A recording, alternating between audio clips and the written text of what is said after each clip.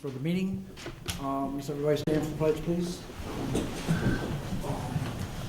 I pledge allegiance to the flag of the United States of America and to the republic for which it stands, one nation, under God, indivisible, with liberty and justice for all. Michelle, would you please take the roll? Councilmember Cooper? Here. Councilmember Beaton? Here. Mayor Pro Tem Zelinski? Here. Councilmember Goodspeed? Here. Councilmember Whitliff? Here.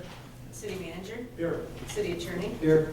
DPW Director? Here. And Finance Director? Here. Thank you. Public hearings, we have none. Citizen comment on agenda-related items. Do we have any citizens who would like to comment on the agenda-related items? Seeing none, consent agenda. All agenda items marked with an asterisk are on the consent agenda and considered to be the city manager to be routine matters. Prior to approval of the consent agenda, any member of council may have an item from the consent agenda removed and taken up during a regular portion of the meeting. Consent agenda include approval of the minutes, cash balance, revenue and expenses, notification regarding next work session, consideration of a resolution, administration professionals week and day, consideration of Manistee Lions Club annual White Cane sale. I'll make a Wait, motion. wait just a minute. I have one item on that I need to take out and make sure we have a correction on. The minutes. Okay. I'm sorry. In the minutes of our last meeting, in the first section where we voted on something, the first name has been appearing as Kenny rather than Cooper. And I don't know if that's how that keeps showing up, but I thought I would at least mention it. I am not Thanks. her. Yeah. No, you were not.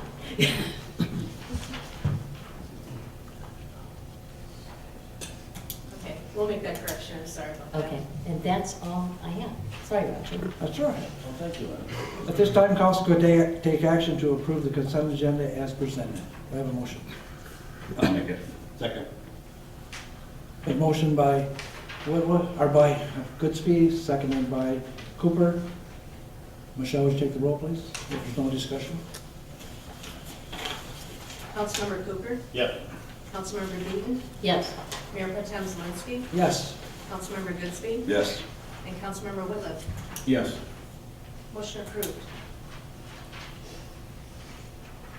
Unfinished business, we have none. New business. Consideration of an ordinance 17-01, repealing chapter 1489, low and moderate income housing of the city of Manistee codified ordinance. At the March 20th, 2017 council meeting, city council directed the city attorney to draft an ordinance to repeal chapter 1489, low or moderate income housing. The city attorney has drafted proposal ordinance 1701, providing for the repeal of the chapter 1489. As an ordinance, two separate readings are required. This will be the first reading of the proposed ordinance 1701.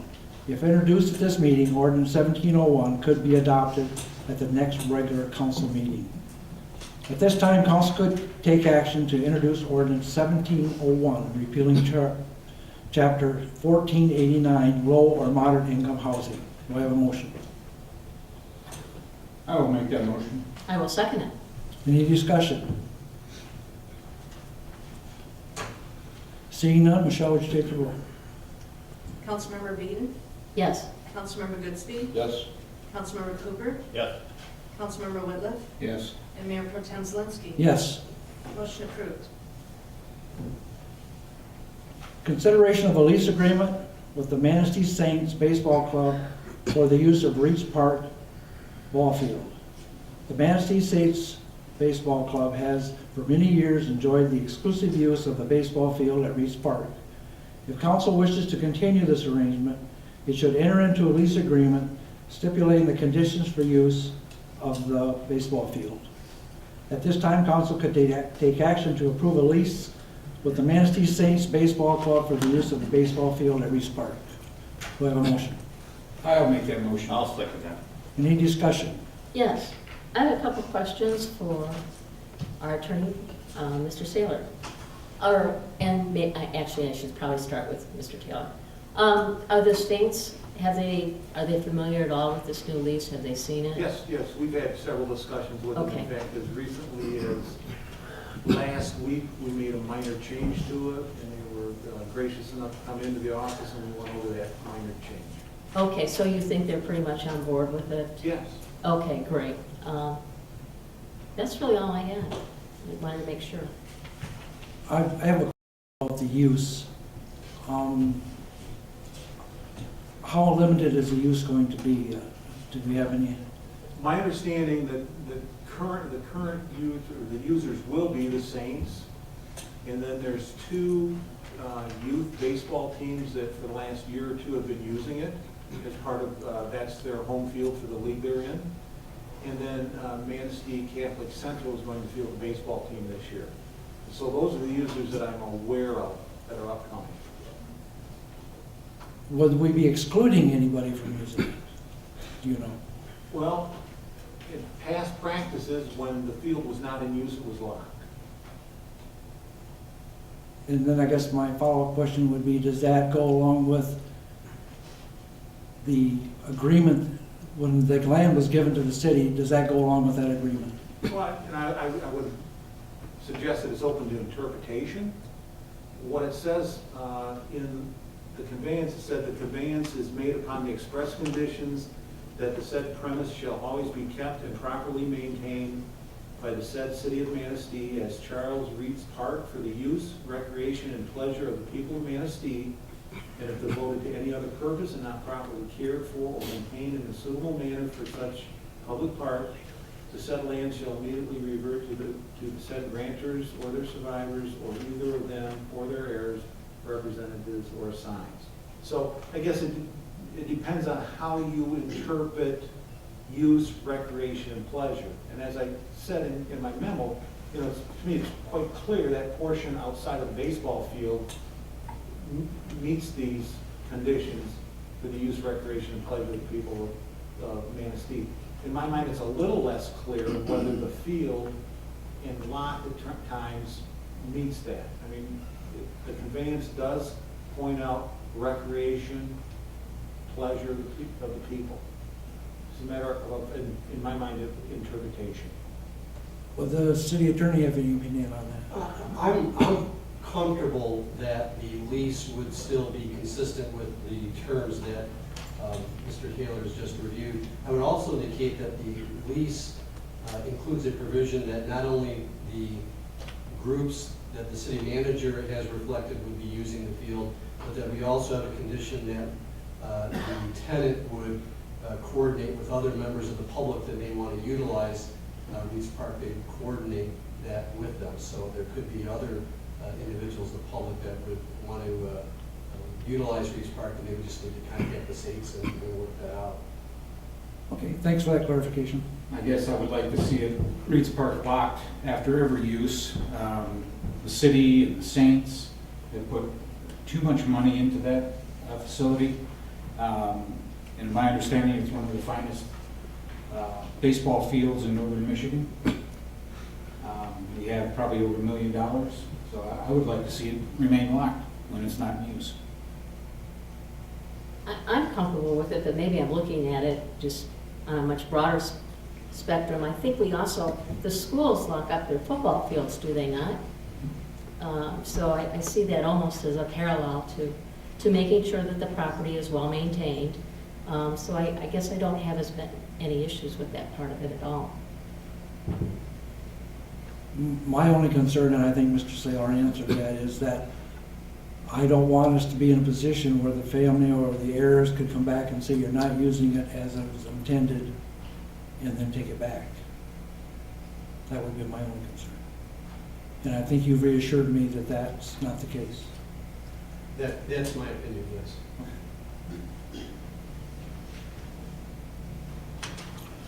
Any other discussion? No. I kind of forgot who I was for a minute. Michelle, please take the roll. Councilmember Goodspeed? Yeah. Councilmember Whitliff? Yes. Mayor Pro Tem Salinsky? Yes. Councilmember Cooper? Yes. And Councilmember Beaton? Yes. Motion approved. Notice, communications, and announcements. We have two of them. The regular part of each council meeting and report from a cooperative agency and organization of our department. Tonight we have Tamara from the Alliance for Economic Success, and we have Laura from, Community Foundation. Manistee Foundation.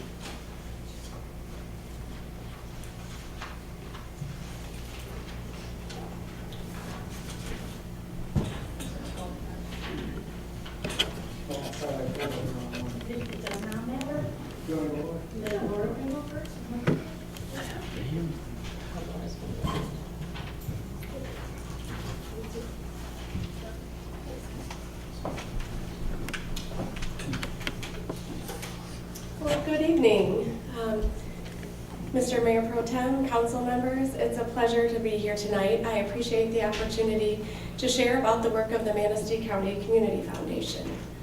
For those of you who aren't familiar with our organization, our work is exactly as the name sounds, community.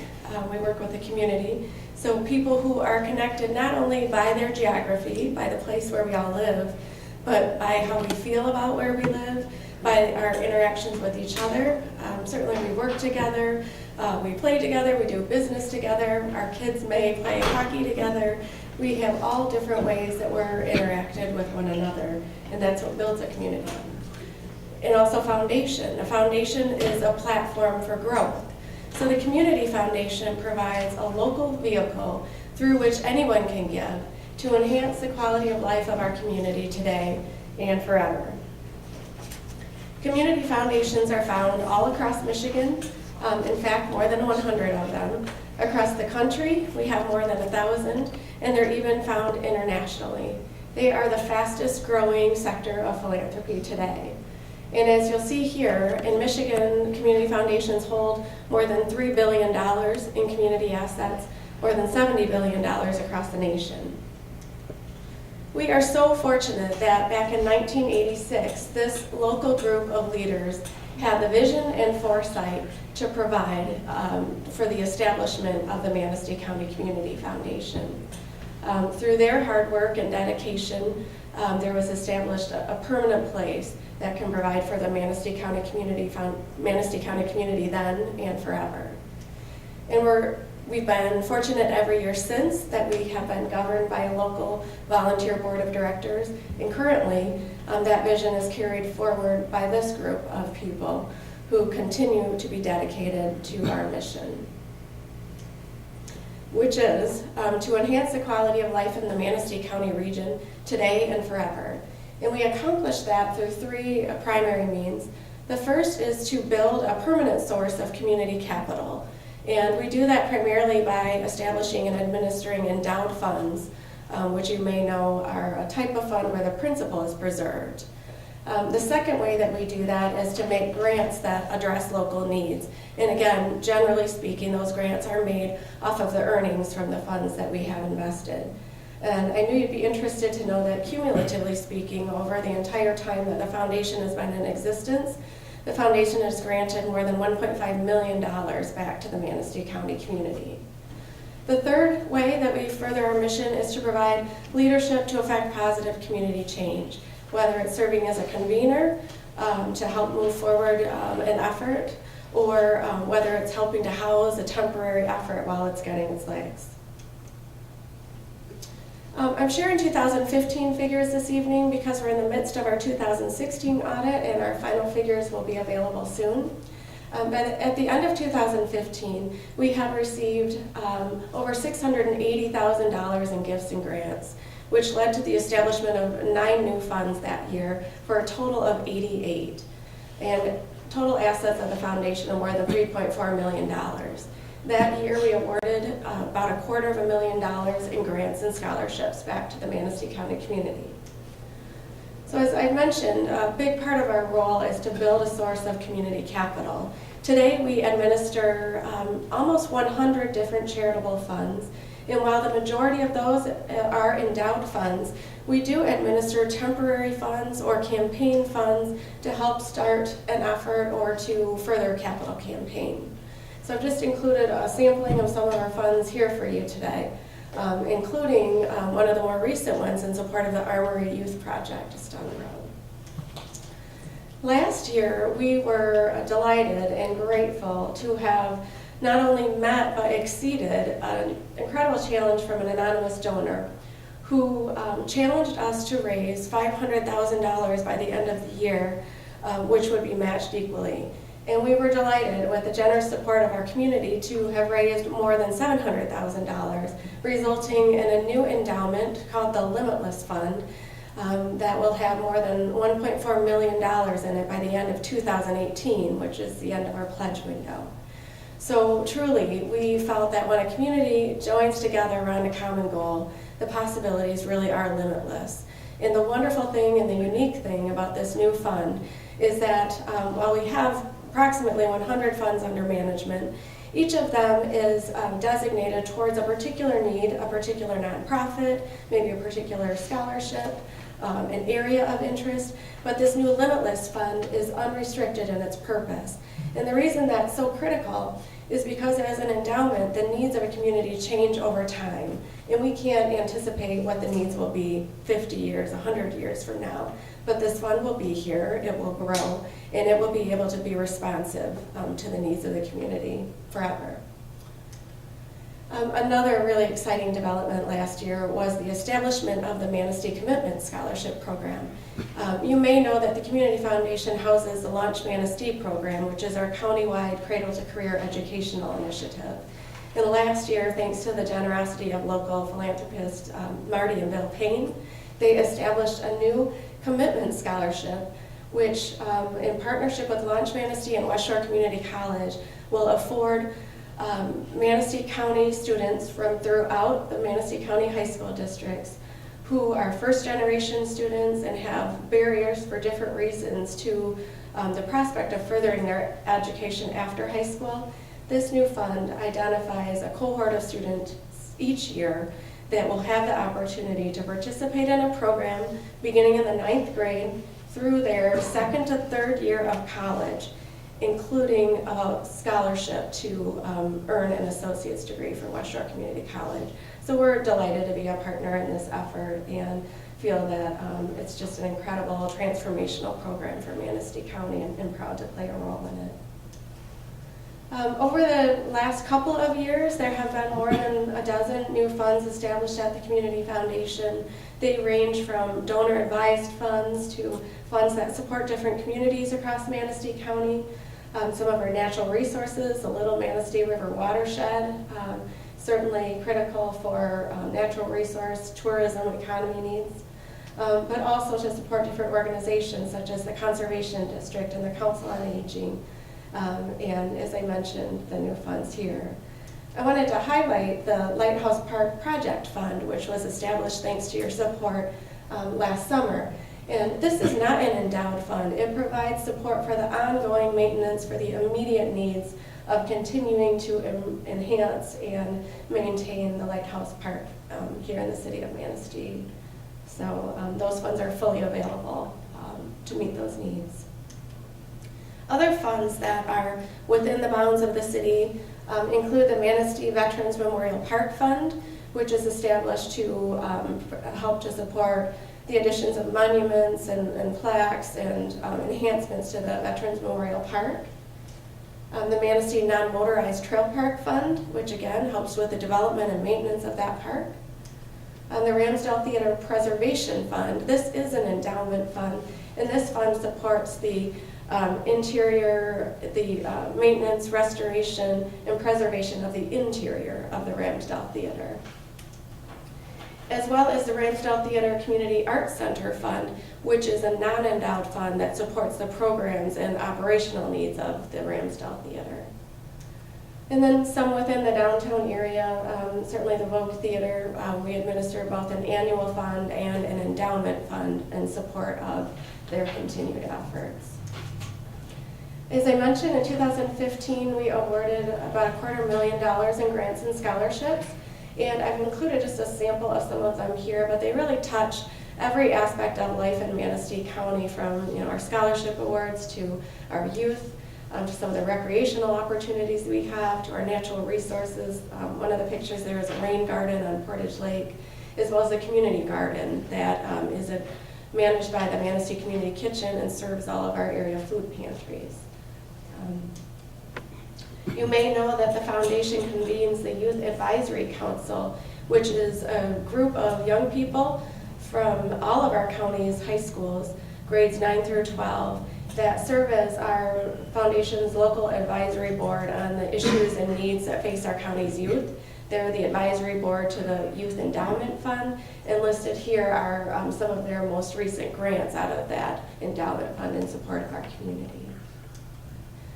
So in closing, I want to remind us all how fortunate we are to live in a community that is so generous in support of our needs, and as well as remind and encourage you to consider including the Community Foundation in your will or estate plan, and to encourage others to do so, because by doing that, we're helping to ensure a better community for all. So with that, I'd be happy to answer any questions that you might have. I have a couple questions. Sure. What's the best way for somebody who's interested in doing this to contact the foundation, or to pick one that they want to from the list Yeah. to donate? What are some of the ways that people can do that are easy? Great. So on our website, you can easily access a list of funds, and each one of those funds has a brief description as well as a donate button right next to it, so you can easily identify something that might be of interest. Certainly always encourage people to talk to us directly, so please contact me at any of the information listed on this slide, and I'd be happy to answer questions that help may be able to direct someone to an area of interest to them or an area of community need. So we have a Facebook page that you can connect to as well. So please, any of those means, we encourage you to do so. Do you happen to know, I know you've got close to 100 Yeah. in the foundation. Do you know how many of them are connected to Amazon.com so that you can make a donation? Yeah, that's a great question. The Amazon Smiles Yep. program, I believe you're referring to. I don't know, but one thing that we do when we communicate quarterly with fund holders is share different tips and advice and ideas. So we spoke briefly before the meeting, and I think that's a great thought, and it's certainly something we can encourage them to do as part of that quarterly communication. So It's pretty seamless, and then once you sign up for something, anytime you shop, a portion of it goes to the charity of your choice, and you don't even have to think about it anymore. It just Right. happens. thank you, and I appreciate that. I have a question about your grants. Yes. How would people apply for it, and what would be the range of the grants? Great question. So currently, grants happen in a number of different ways depending on the type of fund at the foundation. So we include in the grants a fund that's established for a particular nonprofit. When they request their monies out of the fund each year, that is a type of grant out of the foundation. But I believe what you're referring to is our competitive grant cycles. So the Youth Advisory Council holds a competitive cycle each year, and that's typically in the spring. We advertise that through all the means that I just shared, through a press release, through direct outreach to nonprofit organizations, through our Facebook page and website, and so on. And then typically in the fall of each year, we have another competitive grant cycle.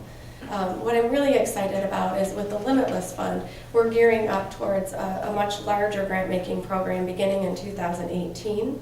And we will not only have more monies available for granting out, but we're looking at possibly adding a grant cycle each year, so we may have 2 cycles per year available for funding. So stay tuned, in short, but again, contact me if people have questions about grant guidelines, grant cycles. I'd also share that because we hold donor-advised funds, they have the flexibility to make a grant out of their funds at any time. So I'm often speaking with groups and gathering information on an ongoing basis in between grant cycles to be able to share those needs with our donor advisors. So do you have like an application that a person would fill out?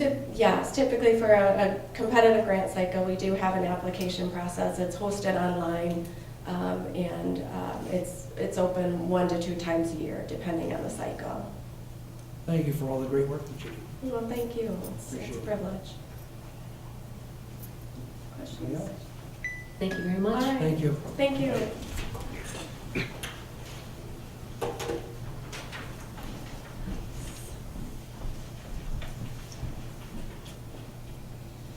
Good evening. Good evening. I'm Tamara Biswinka from the Alliance for Economic Success. And I just have to compliment Laura and the foundation. That was just amazing, almost humbling work that's been going on for our county. So thank you, Laura. I have the pleasure of talking to you about work that the Alliance for Economic Success has been doing in behalf of the city. You know, I come here quarterly, so I was here in January. And I'm really happy to say that since I've been here, you know, we've done a lot of great work, but I'm going to refresh your memory a little bit on what AES is all about. So our vision is to have sustainable, prosperous communities supported by forward-looking strategies that unify our communities, resources that achieve community goals, employers, employees, and skilled workforce that are diverse, dynamic, and evolving to respond to market conditions. So that's our vision. How are we going to get to it? By providing business, community, and resource development services to yield economic and community development results. So I put services and results in red because I think those are the two key words. And then driven by local priorities. That's really the most important part. We don't move unless a community, a group approaches us and says, this is important to us. How can we get from A to Z? And then we move from there. Our own internal goals are for community development, resource development, business development. Those are the three legs of our stool. We are looking to make sure that there's readiness within our communities, and we're looking to facilitate solutions. For resource development, we're always looking for financial resources to implement and achieve local priorities and remove economic development barriers, which are so important. And always workforce development, jobs, jobs, jobs. And in business development, to really be that one-stop service hub, so that if someone, an entrepreneur or someone who's stage 3 business, who's wanting to expand, can come and get the expertise and the help that they need to do what they need to do. Of course, always expansion and attraction of businesses, and based on data, what will really work here. So that's kind of internally just to remind you about AES, what we are and what we do and how we go about doing it. So for the city of Manistee, what has been your direction, what have been your local priorities that we have been working towards? And we know those because we've worked with you on your strategic plan, and it was nice and very clearly communicated to us.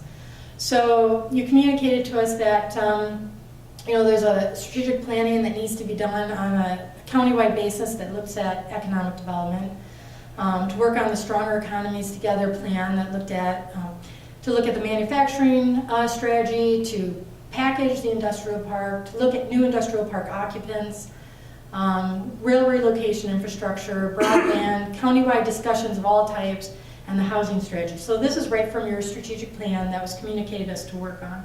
And so what have we been working on? We've been working on all of those things with a little bit of extra this and that. So let's kind of go through this. So we finalized the 2017 update to your strategic plan, and you guys know how I always have fun doing that with you. We're in the implementation phases of the Stronger Economies Together plan. Now, just to remind you, because I think staff Thad and Denise were very involved in this. This is a regional economic development strategy that looked at data to help us figure out what industrial sectors would be successful here in Manistee County.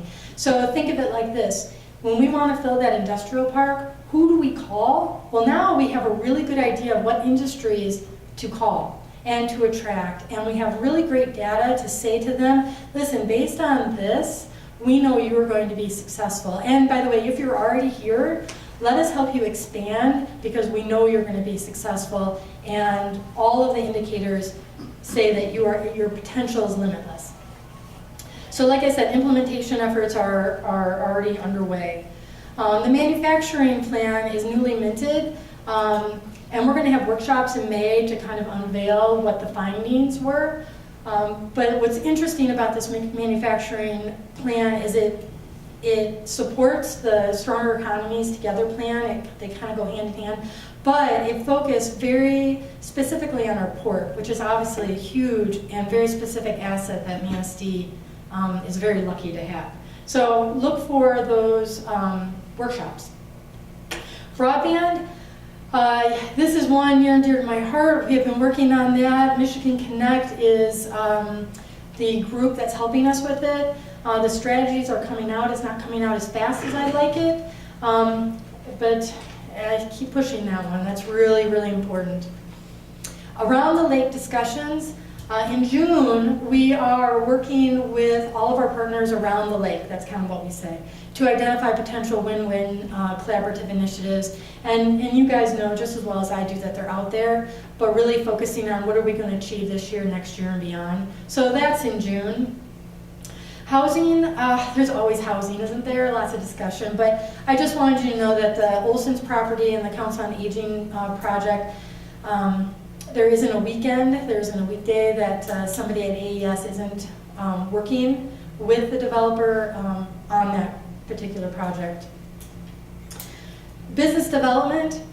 So this is always that one that's always kind of elusive, but really pleased that we've got two restaurateurs who are looking at the city and a potential manufacturing interest. And I wish I could say more, but you know how these things go. But that's 3 other potential interests that I can talk to you about with some assurance. But on a daily basis, or at least a weekly basis, we have people who come in and are always excited about the city of Manistee. And what is really nice is how the word about Manistee is getting out to the rest of the state. So I'm always happy about that. I don't know about you guys, but no matter where I go, I see somebody from, or somebody who's linked to Manistee. I was at Walt Disney World, somebody from Manistee. I'm not joking. We're far and wide. But I put this last slide up because really it's important to know all this work that we're doing. And we could certainly talk all night about all of those, but I thought I'd keep it short and sweet and save you guys. But really what we always want to focus on is the impact of the work that we do, making sure that when it comes down to the end of the day, every single project that we do, all of our time, all of our money, all of our resources are going towards things that will make significant improvements to our prosperity. And that's why we spend so much time, going through the strategic planning process, why every project that we undertake is done with such care and thought, and why we work tirelessly to make sure things are successful.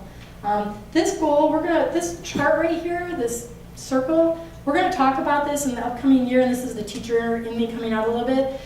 These are kind of a new metric to showing that impact. And it talks about, financial. So everything that you do, you're looking, is it financial, is it political, is it human, cultural, natural built?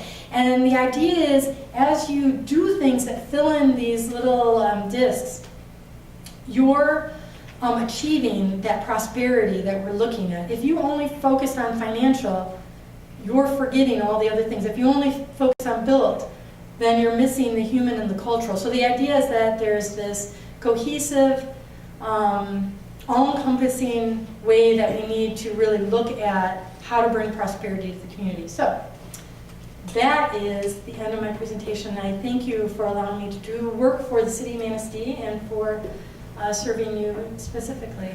Do we have any questions? Just thank you, Tamara, for all the hard work that you do and the staff at AES. Learning about potential manufacturing. That's exciting. Restaurants coming in, so that's very exciting news. Thank you. Could you elaborate a little bit on broadband? So the broadband initiative, we started off trying to understand the need, and that's when we did the big survey blitz. So we were working to get, my goal was every single person in this county to take this survey. I think we fell short, but we did get enough, so it's a really good sample. The results of that survey is being quantified by Michigan Connect, which is a very well-known organization that's worked throughout Michigan to bring broadband to communities. And what they do with that is they take it to providers. And it's almost like they have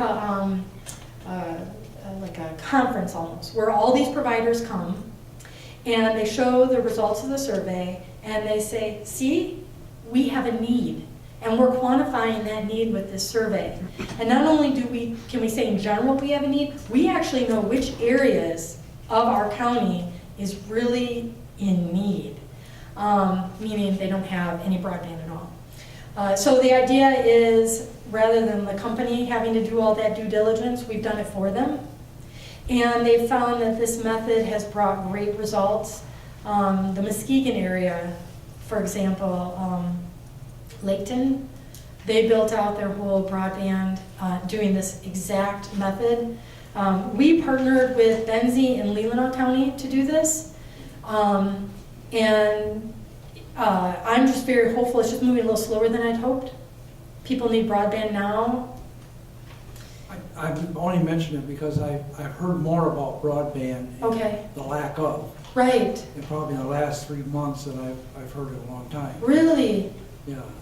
Residents, businesses? People the coming to above? the area, Yeah. sitting, having coffee, people want to know. It just was interesting as you're talking about it and you're working so hard to get it. I think it's something that we need. Mm-hmm. It would help us in a lot of ways. Absolutely. You know, and some people, when we started, would say, well, I already have it. It's not fast enough. It's not current. It's not up to date. And those who, even within the city that might have it, some of them, because some of them have told me, still they're limited. The technology is changing all the time, and we need it. I hated getting that phone call about 6 months ago from somebody who was here. I would move here in a heartbeat, and I could work from home, but I can't. And that's what I Hate that. You know, you can point out hot spots to them where they could probably get it, but it's not the same. It's not the same. And I hear it all the time in my Do you? profession too, that it's so important to have that throughout the county. And and you start thinking, well, they're not moving into the city, and the city does have Charter Spectrum, but in the county, they're gonna come into the city and they're gonna spend their money. They love the city, that's what draws them, but they wanna live a little bit out further, and they need it. So keep on working on that. Thank you. I need those. That's good words of encouragement. It is hard, but we're going to keep working on it. So hopefully in the next quarterly report, I'll be able to have something more about broadband. Okay? Thank you very much. Thank you. Next on the agenda, introduction of the fiscal year 2017-2018 budget. Administration has prepared a proposal 2017-2018 fiscal year budget. Financial director will give a brief introduction of the city manager's budget recommendations to the city council and the community. The public hearing to review these budget recommendations and receive public input on them has been scheduled for Tuesday, April 18th. Various work sessions have been established. A regular work session on Tuesday, April 11th. A work session on April 18th following the regular meeting. An optional work session on Tuesday, April 25th. No action required. Mr. Bradford. I just want to start off with a few general Sure. comments. Obviously, council's had their draft budget for about a week. I don't know how far you've gotten into it, but we'll have plenty of time after tonight and subsequent meetings to really drill down into it and answer any questions you have. A couple of points that I want to make is that the draft budget that you have meets directly the two objectives that staff was given by council for budget development. And number one was to present a balanced budget without the use of reserve funds, which this budget meets that objective. And secondly, to not budget for a trash haul, which this is not included in there. So we met those, the only two objectives that the council gave us. I want to give a lot of credit to staff to putting this budget together. They did a wonderful, wonderful job. They developed realistic budgets that focus on delivering quality services to the community. The first time we got together collectively as a staff to look at it, we were about $50,000 off. That's all we were. In years past, we've been off substantially more. So we were able to achieve a balanced budget relatively quickly. So that, again, shows the work that our staff did in preparing their individual department budgets. I want to touch very briefly on some of the, what I think are the exciting parts about this budget, and Ed in his presentation will go a little farther with them. But again, it's a balanced budget without the use of reserve funds. We're seeing our first measurable increase in taxable value, which is about 1.4%. It's not a lot, but it's better than the downward spiral we've had in previous years, so we're happy about that. The budget also fully funds the increased MERS contribution, which I know that's been an issue for council. We are funding street work again at probably a little bit higher level. And the rest I'm going to leave to Ed. He's put together a great PowerPoint presentation that will give you the highlights of the budget. So, Ed. So again, I want to go over a few things. Ed mentioned a couple of these, but these are things that we sometimes don't take enough time to kind of acknowledge some of the successes when you're doing budgeting. It's a long process. There's lots of challenges, but as Ed mentioned, this budget, I think, delivered on a lot of areas. As he said, the budget for the general fund is balanced. It doesn't use fund reserves, which is the first time that's happened in several years. We've been having the fund balance for various things.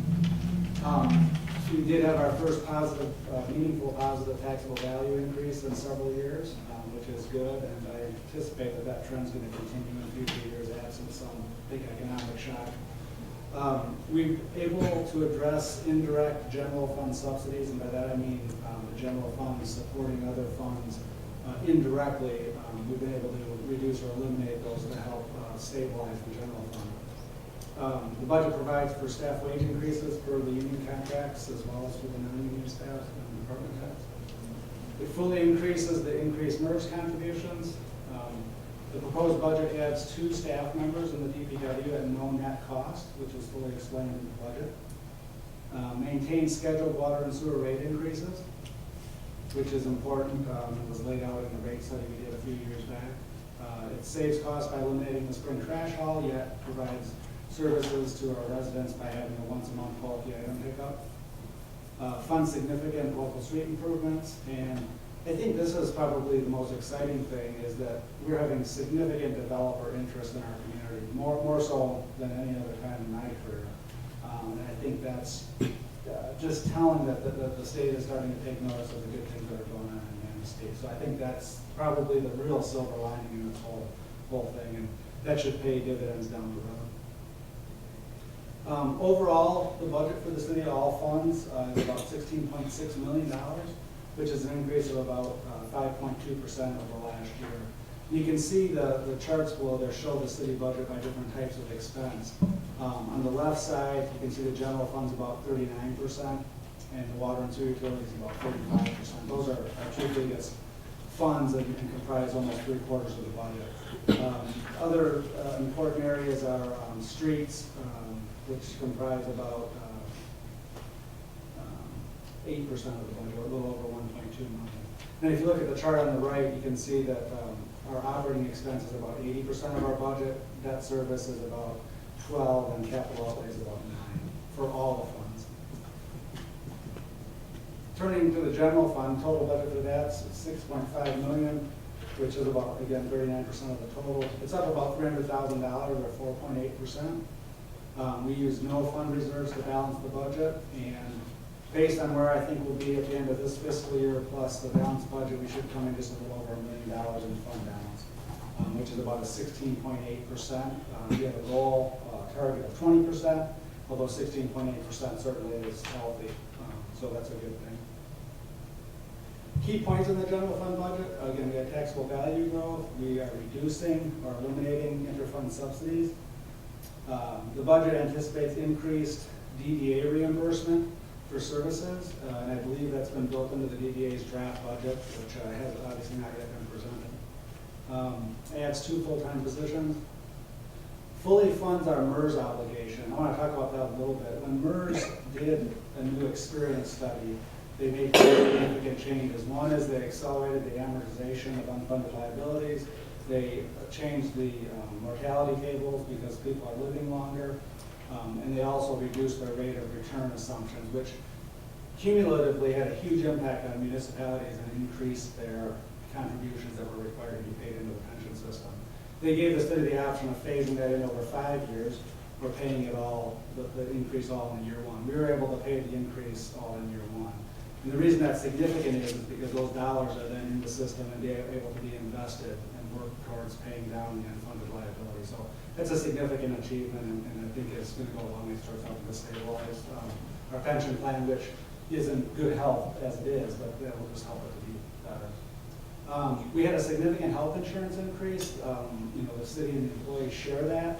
We'll be looking at some different options, but the budget, if we have to do status quo, we'll be able to absorb that. And then we also did have to reduce or eliminate some appropriations, which is spelled out in detail in the budget document. For the general fund, revenue growth once again is our biggest challenge. Although our tax base did grow a little bit this year, our property tax revenues are only where they're at in 2007. So in essence, we've had 10 years of basically no increase in our property tax revenue from where we're at today. So that's been just an ongoing challenge. And you can see property taxes make up about 50% of our revenues. They used to be quite a bit more than that as a percentage of the budget. That's been declining steadily as the tax base has eroded. We get about 12% of the general fund revenue from the state of Michigan and about 15% from interfund allocation. Another key component of general fund revenue is revenue sharing, and you can see that's down over $340,000 from its peak. It actually, this fiscal year, we're going to be just a little bit less than what the state was predicting because sales tax revenues came in slower. That was the same last year too. They were a little overly optimistic. And you can see the chart on the right there. If we had been kept at our peak funding level in 2001, that's resulted in over a $5 million loss in revenue to the city over that time period. Those are real dollars that we don't have to invest in streets, dollars that we don't have to maintain employee benefits and employee headcount, dollars that we don't have to deliver other services. And the whole issue of municipal finance is a topic that the Michigan Municipal League has been really working on. We have a broken municipal finance system. Anybody who's objectively looked at that will agree, and there's several reports out there that support that. This next slide is just an example that came up with, I think it was off the M&L website. The state of Michigan's revenues from 2002 to 2012 increased 30%, while revenue that they give to the local communities declined by 56%. So you can see the state's funding priorities are not on the local units of government. And if you look across the state at all communities, they've all had to deal with this sort of loss of revenue sharing. It's pretty significant graphic. On the expense side in the general fund, the chart on the left shows by different departments or areas. DPW and parks are about 26% of the budget. Police and fire are about 34% combined.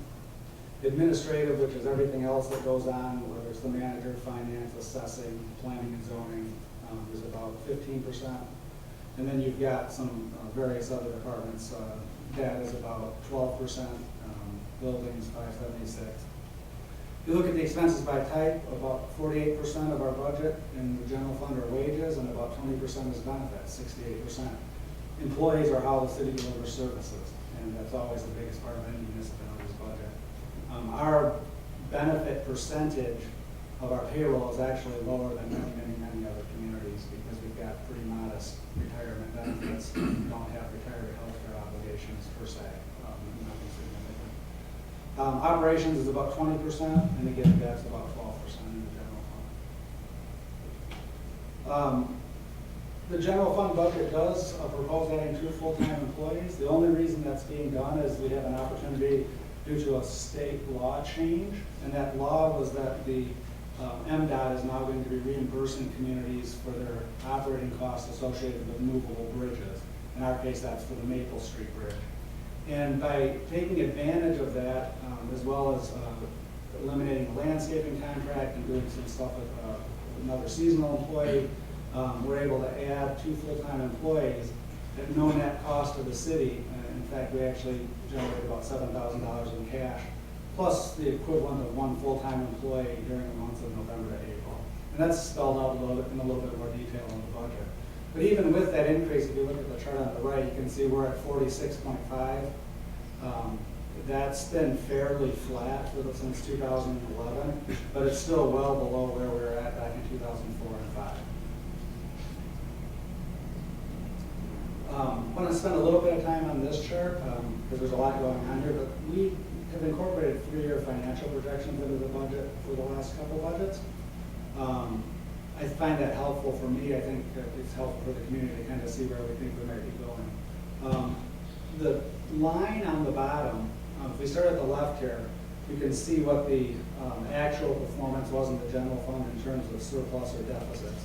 So we had a large surplus in 2012 and then some modest deficits in 13, 14, 15, some of which were planned. 16, the deficit spiked, and that was almost entirely related to the emergency Riverwalk repairs that we had. We had those expenses. We were able to pay for those out of restricted funds, but it still contributed to that deficit. For 2017, we had projected we previously projected that as being a $40,000 deficit. We're expecting a small surplus of about $66,000 this year as it stands right now. Obviously, 2018, we're finding a flat budget. But if you look at the projections, the last 3 columns there, that's the important thing. The previous projection for 2019, or one out year from the budget, was a $74,000 deficit. The new projections show that to be a modest $1,300, pretty much a wash. And then as you look at the projections from last year's budget, you can see we had $143,000 and then $176,000 deficit. And we've been able to reduce those to $36,000 and $73,000. And while it's still projecting a deficit in the out years, those are much more manageable than what they were. And that's primarily a result of 2 things. One is reducing appropriations, and 2, dealing with the implicit general fund subsidy that was going to other funds. Those 2 items are primarily what created that deficit reduction.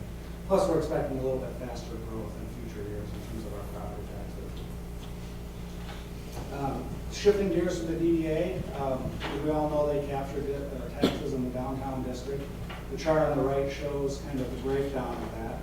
So they capture, of their revenue, about 62% of that comes from the city, between the city operating millage and the city trash millage. The other 32%, or I'm sorry, the other 38% comes from county taxing jurisdictions. And that amounts to about a little over $100,000. That would be money that would not be available to be captured and go into improvement in the downtown if we did not have a DDA. And the DDA will sunset when its bond that it has out expires in 2020 unless some action by City Council is taken. So there needs to be a conversation between the city and the DDA as to what that's going to look like moving forward. And those discussions have started. They kind of stalled a little bit just because it is still a few years out, but it does need to get started back up, and there needs to really be a consensus as to what's going to happen with the DDA moving forward. We did request an increased allocation, $12,000 more than what we had last year, and so far that's been included in the DDA's budget. Whether they finally approved it or not, we'll see. And then council must ultimately approve the DDA budget. Water and sewer fund, that budget's about $5.7 million, or 35% of our total. And the water and sewer utility is actually doing quite well. Credit that to a couple of things. One is doing the rate study several years ago really set us on a nice path, and we've been diligently following that. And the other thing is we are able to manage with what we've got and still do some capital projects that help drive down operational costs over time. So those are all good things. As the rate study called out, the proposal increase is 3.5%, and a typical 6,000 gallon user would see an increase of about $2.75 per month. Our historical rate increases are still less than the water and sewer inflation as measured by the CPI for water and sewer. And our rates are competitive with other communities, and that's based on a rate study, a rate benchmark that was done a couple of years ago. So we're in pretty good shape there. Some key points for the water and sewer utility. We have the ongoing SAW grant work that Spicer Group is doing for us. That should be finished up at the end of the next fiscal year. And they're been making very good progress on that. We need to implement the agreements that we previously negotiated with Manistee and Filer Charter Townships. That's going to be an ongoing thing as those communities start to get new customers and those agreements start to come into force. We're in the process of negotiating a sewer agreement for our sewer infrastructure that's in Manistee Township. That's in the early stages. And the biggest item is closing our last combined sewer overflow outfall. The newest NPDES permit says that has to be done by December 2020. So there's a few hurdles to get there if we work backwards from that date. And I know Jeff McCool, our DPW director, and Sean Middleton have been working extremely hard to come up with a plan that will allow the city to comply with those requirements. It's going to require significant engineering and construction efforts. And it will also have to incur additional debt, probably in 2 phases, probably through rural development at a low interest rate. But the nice thing about that is because of our rate study, it's more than likely that we won't need to raise rates beyond what was contemplated in the rate study to service that debt, which is the first time, at least in my tenure, that we'll be able to do that. That's all preliminary right now. We still got a long ways to go, but that's looking fairly positive. This shows what a typical bill would be like with the 3.5% rate increase, depending on how many gallons you use. There's surprisingly a lot of people in this community that use between 1,000 and 2,000 gallons of water per month. Their bills would be between $27 and $38, or $38, depending on what they use. The 6,000 gallon is typically for like a family of 4 or 5. Moving on to streets. The chart on the left shows the condition of all of our streets in 2016. And we rate our streets on a calendar year basis, which is a little bit different than our fiscal year, obviously. So typically in September or October, the Public Works crew goes out and rates our streets. So we had a little bit of slippage from what we had, if you look at the chart for condition of all streets in 2015. Not real significant. The chart on the right shows, though, our progress from 2008 when we really started doing asset management through 2016. You can see there's been an increase in the goods.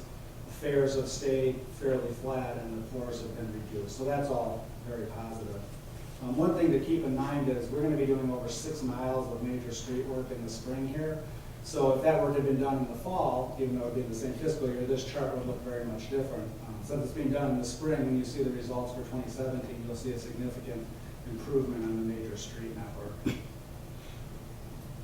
Key points for the street budgets for this year. We're continuing to include the 5-year transportation improvement plan in the budget, so we don't have to create a separate document, and it's a good place to have that. The increased state funding due to the gas tax increase and the vehicle registration increase is starting to kick in, which is very positive for our streets.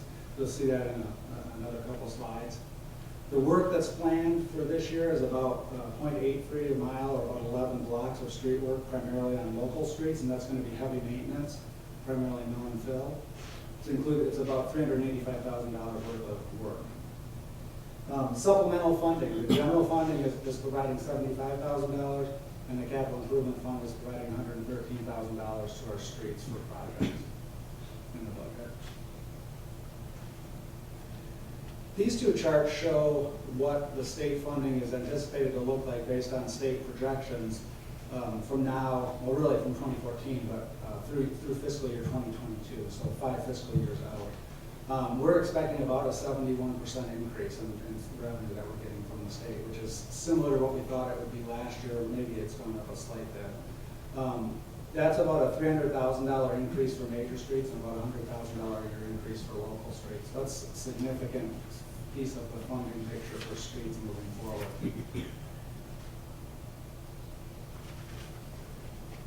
The transportation improvement plan that's included in the budget shows fiscal years 2018 through 2022, so it's a 5-year plan. It anticipates a little over $4 million in spending on streets, and this is actual resurfacing, reconstruction, heavy maintenance, not our day-to-day routine maintenance. About $1.87 million on local streets and about $2.2 million on major streets. The one thing, the major streets, we have figured in that we're going to be getting 2 grants over the next 5 years, each of them $375,000. One of those is almost a sure thing. The other one is very probable, if not likely, but there's no guarantees there, so that's the caveat there. But the thing that's important to point out is that's a yearly average of about $820,000. And you might recall when we updated the street asset management plan a few years back, we said we needed to invest at least $600,000 a year in our streets to kind of hold them steady, keep them where they are, maybe have a little bit of improvement. So this is at least 25% more than that. And that's going to be positive overall for our street network. It's going to improve it. The network should continue to get better. Overall, the whole plan for the 5 years includes about 4.6 miles of streets, or 61 blocks, 1.1 or 1.2 miles of major, and about 3.4 miles of local. The thing I want to point out here, if you look at the percentages there, 25% of the mileage is on major street, 75% of the mileage is on local streets. That is almost exactly opposite of the funding that we get for streets. From the state, we get 75% for our major streets and 25% for our local streets. And so it begs the question, how are we funding those local street projects? And we're funding it in 4 ways. We're using money that we get for our local streets. We're supplementing it with funds from the general fund. We're supplementing it with funds from the capital improvement fund. And we're making transfers from the major street fund to the local street fund to focus on some of those. The other thing that is important to point out, we're doing 4.59 miles of streets, which may not seem like a lot over a 5-year period, because we're doing 6 miles of streets this spring. But the treatments are significantly different. The treatments that we're doing this spring are a much lower level of maintenance. It's more of a light maintenance. It's designed to prolong the street life and keep our good assets good. Whereas most of the work that's going to be proposed here in the next 5 years is going to be either reconstruction or very heavy maintenance. And the dollars just don't go nearly as far in that case. Over that 5-year period, we've got about $425,000 projected in general fund and about $580,000 improvement fund going into the streets. This chart is in your budget. I'm not going to go over this, but it shows year by year what the work is and how much distance, how many blocks, what the funding is. And this map here is kind of what it looks like over the 5-year plan. You can see the different segments that are being done. Keep in mind, this is only for the fiscal years 2018 through 2022. If I had put 2017 on here, you'd see a whole lot more color on that map because of the 6 miles that's going to be done this spring. And remember, this is a little over 4 miles that's going to be done over that 5-year period. Can we get a chart that shows that? Yeah, we've got them. Okay, it would be nice if we had one. Yep. Moving on to the refuse fund. The system, again, as we know, is hybrid. It's based on a millage plus user fees. And as user fees have had to be increased, as the charges from our vendor have gone up and as our taxable value has declined, it's started to become the predominant source of revenue and is up to about 58%. As I mentioned, we're phasing out an implicit general fund subsidy of the refuse fund over 3 years. That's helped with stabilizing the general fund, which was one of the marching orders from council. But we do need to monitor our fund reserves in the refuse fund closely and do adjustments to rate as needed. And again, we've eliminated the trash haul in favor of the once-a-month bulky item pickup, which should free up a lot of public works time for doing other activities and also keep the community not looking quite as bad for that 3-week period. This is what the rates are proposed to be. And if you look at the column on the right, you're saying, oh, a 14.3% increase, that's a big amount. But if you actually look at what that means for a typical household that's using 1 to 2 bags per week, it's only about a $7 a year increase. The reason the rate increase is of this magnitude and will be a little bit higher for the next few years, again, is to phase out that implicit subsidy. The refuse fund was not reimbursing the general fund for the full amount of services that the general fund was providing to it. So we phased that in over a 3-year period, primarily because the refuse fund just certainly couldn't afford it to do it in 1 year. Marina, this slide is the exact same slide as I had in last year's presentation. Nothing fundamentally has changed with the marina. The operations continue to struggle to generate enough income. And that's not because it's not a well-run marina. And that's not because we don't have great facilities and an attentive staff and a beautiful community. It's just because the boating industry is really difficult, and we're competing with other marinas up and down the coast. It's dependent on weather, it's dependent on the cost of fuel, and for our marina, in large part, it's dependent on fishing.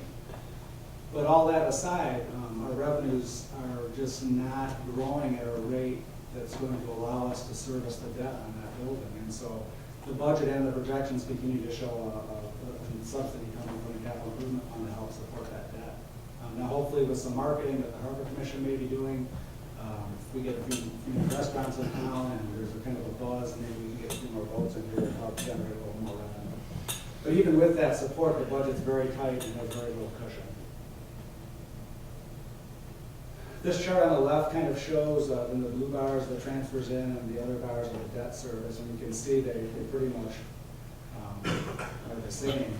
If we didn't have any debt, the marina would be self-sufficient, but unfortunately it does. And this does presume that we're going to have a slight increase in dockage fees moving forward, but remember our costs go up as well. So it's, even though we're having a small increase over here, it's not enough to make a dent over here on this side in terms of how much support is needed from outside of the marina fund. Boat launch, not a lot to say here. The boat launch is self-sustaining. It generates more revenue every year than it expends. So it is starting to accumulate a little bit of a fund balance. It is vulnerable to a downturn in fishing conditions, which we've been kind of waiting for the fishery over here to have a collapse similar to what's been happening in Lake Huron, but it didn't happen last year, so hopefully that will continue to at least kind of be status quo. And part of the reason to accumulate those reserves would be to replace the auto attendant at the first boat launch and any other capital repairs that may come up.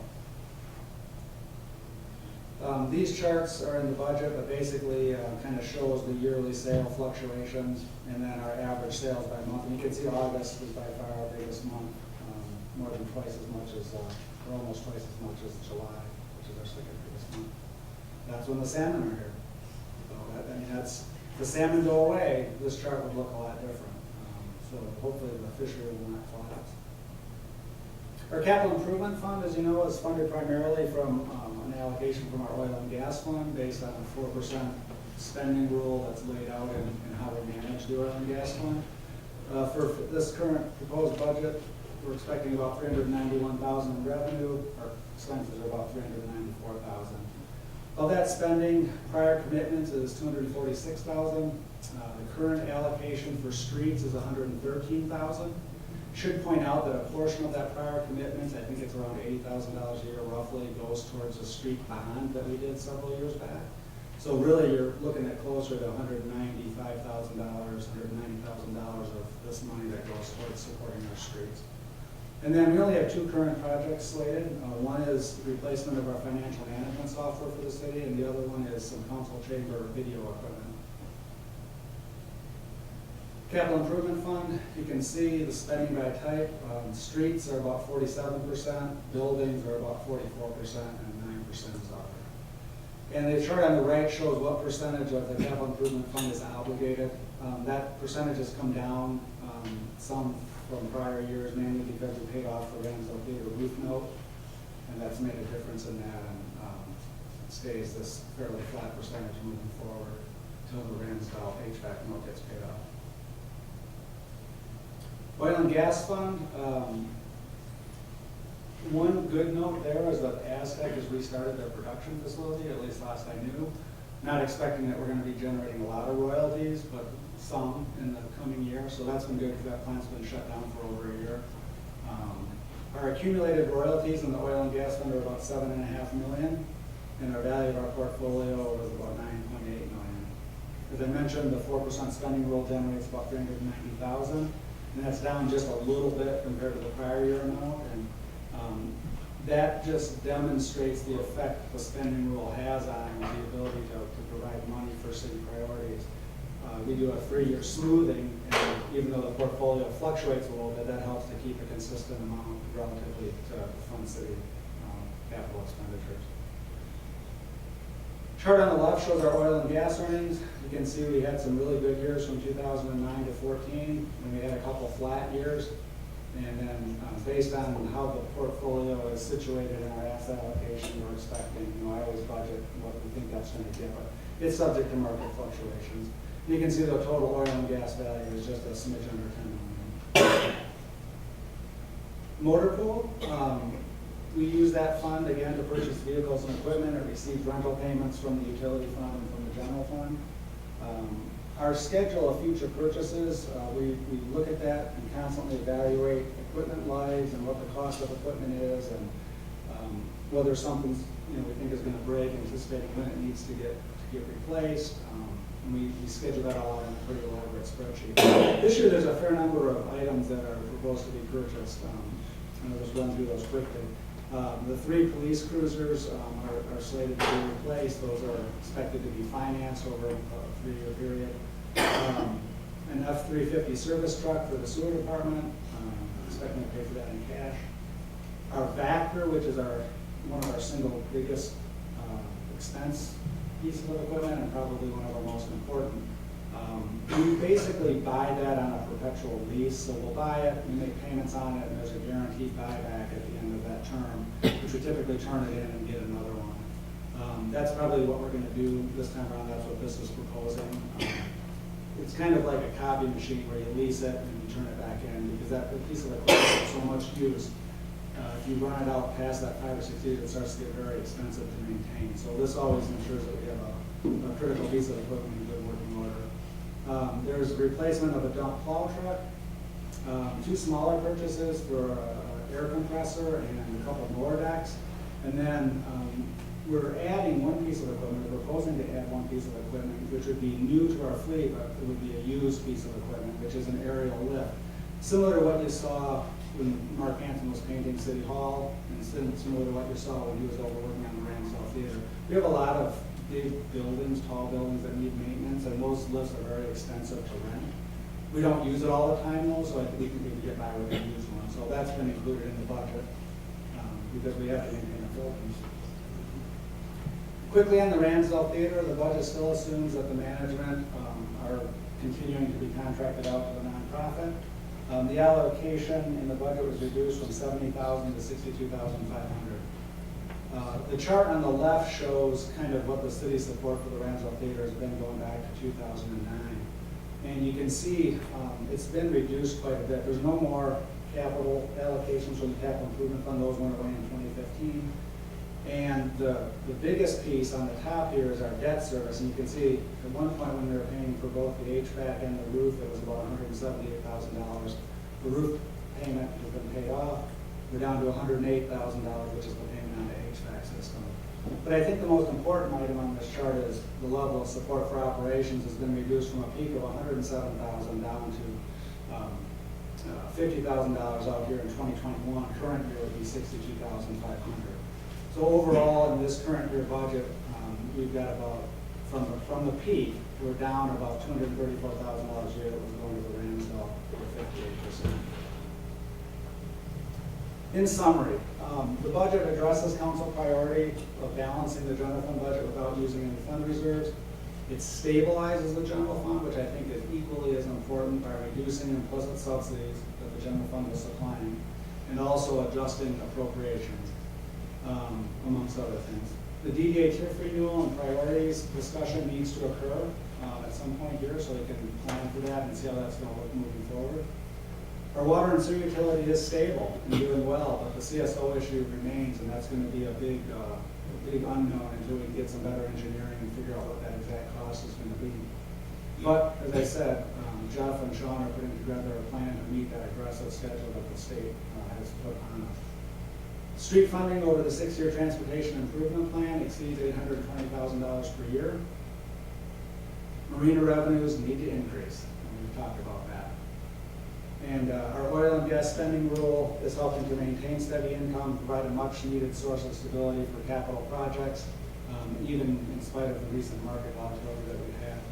And the new operating model of the Ramsdell Theater is showing signs of success. There's a buzz about the Ramsdell. There's been a lot of good programming. Our fundraising has been fairly successful. So we're hoping that will continue to work moving forward. That's all I have with my remarks. Thank you. Thank you. Moving right along. Concerns and comments. Citizens' comment. This is an opportunity for citizens to comment on municipal services, activities, or areas of city involvement. Citizens in attendance shall be recognized by the mayor for comment. Limit to 5 minutes.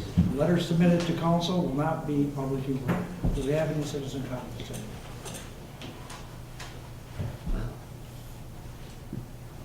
Seeing none, we'll move on to officials. City clerk, Nothing, Your Honor. city manager. Just want to give council notice that we're, probably this week or early next week, we're going to be sending out letters to about a dozen property owners in the city that we know have illegal connections to our sanitary sewer. There is either from roof drains or surface drains, whatever. But we're going to be a little bit more aggressive, give them 90 days to correct the problem. Otherwise, they are subject to penalty. So just want to let you know, in case you get any pushback from the property owners, you have a little advance notice. That's all I have. Finance director. Nothing more, Your Honor. I see somebody back there from public safety. Nothing, Your Honor. DPW. Just a couple things. As Thad mentioned, those letters are going out, and just as a prime example, we got almost 0.9 inches of rain in the last 24 hours. The sewer system was able to handle almost all of it, and when the sun came out this afternoon, all the flows got to the plant, and we started a CSO about 1 p.m. today. So we're continuing to find and look for those items and trying to reduce them whenever we can. The other thing, Mr. Bradford mentioned about the 6 miles of road work that's coming up this spring. So I wanted to give you a little bit more information on that. The past week, we've had 2 pre-construction meetings. One of them is for the replacement of the valves on the water system at Open River Street. That work is expected to begin in about 2 weeks. There will be some closures of roads down in that area for probably 4 to 5 days. So we'll be getting out some information both on the city's Facebook site, and I'll be working with the Manistee News Advocate to get some of that information out.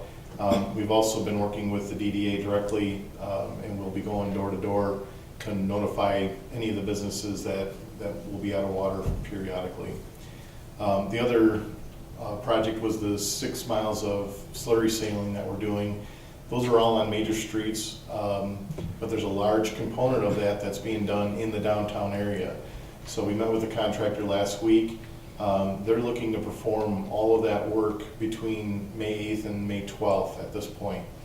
So we invited the schools. We also invited the DDA to that meeting so that they could understand what the traffic impacts would be. Throughout the community where we're doing this work, there will be lane closures and flagged control. So let's take Maple Street for an example. As they're doing the treatment down one lane of the road, they'll stop traffic, wave it one direction, stop traffic, wave it in the other direction. So there'll just be intermittent traffic delays. But when we get downtown, we're looking at doing 2 sections at a time, kind of busting the downtown into 2 areas and doing a full closure to the streets for 24 hours so that we can get the proper curing and stuff. So there'll be a lot more information coming out on that, but just wanted to give you a heads up. And then the third project that we've got coming up is that block of 12th Street between Maple Street and Oak. That's going to be fully reconstructed.